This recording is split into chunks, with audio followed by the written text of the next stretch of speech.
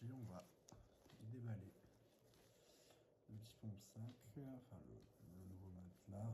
Donc là on a un petit nœud à défaire.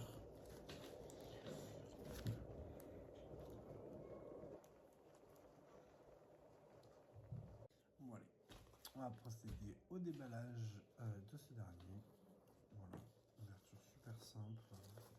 Comme on les aime, la poche elle est quand même assez résistante, donc ça dans le temps c'est plutôt cool. Donc voilà.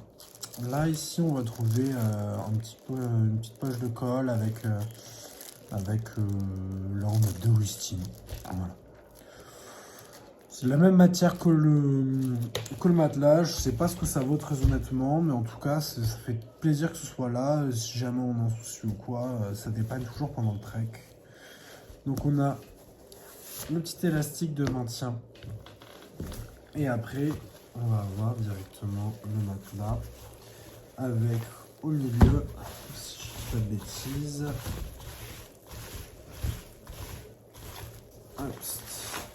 le pompe-sac juste ici. Voilà. Effectivement, pour l'instant, il est très rigide.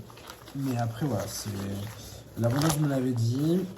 Et à la limite, je préfère le savoir trop rigide que trop souple dans le temps. Voilà, là, vraiment, on va voir que dès que je vais lâcher, voilà, il va se remettre en place.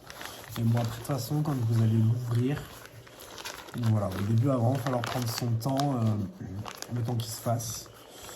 Mais je pense pas que ce soit un point négatif non plus, après avoir dans le temps. Mais bon, là, dans le principe, ça me choque pas plus que ça. Je vais vous reprendre, on va changer un peu de plan, et puis on va gonfler tout ça. Vous allez pouvoir le voir, vraiment, il est immense. Donc, voilà, vraiment, c'est vraiment quelque chose de très volumineux. Voilà, on se rend pas compte. Surtout qu'il est replié en 3. La largeur, il va falloir vérifier, ça me paraît pas très large non plus, 56. Après, pour une personne, ça suffit, mais voilà, faut pas quelqu'un de non plus... en longueur, ça va passer, mais faut pas non plus quelqu'un de trop large. Donc, juste ici, un système de double valve.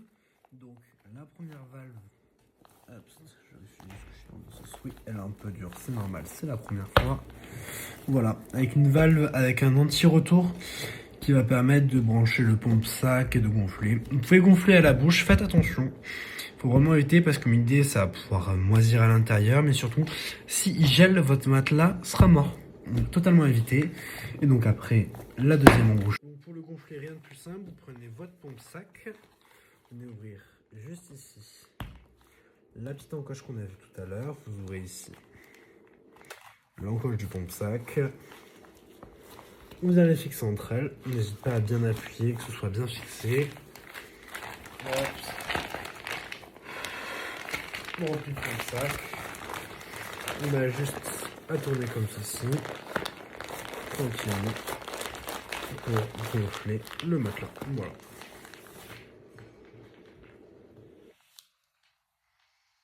Là maintenant, il est bien gonflé. Voilà, on a quand même une bonne épaisseur de matelas, donc surtout ne gonflez pas trop pour pas être trop proche du sol et ça le percera plus vite parce que plus il est gonflé, moins il va absorber les impacts, les irrégularités du sol. Moi je préfère moins le gonfler et en fait on dort 10 fois plus confort. Voilà. Et toujours dans la marque Azimut, donc Azimut, donc la marque de Sri Lanka. On a l'oreiller gonflable qu'on va monter de suite, enfin qu'on va gonfler. On va voir s'il est compatible avec le pompe-sac qui est fourni, ce qui serait super bien pour le monter. Ce qui serait hyper rapide, je pense qu'en un ou deux coups de pompe-sac, on y serait. Donc voilà. Et puis voilà, à côté du matelas. Donc on est vraiment sur les mêmes dimensions en termes de largeur. Donc il n'y aura pas de problème, qu'ils soient trop larges ou trop fins. Donc pour passer dans votre tente, ce sera vraiment parfait.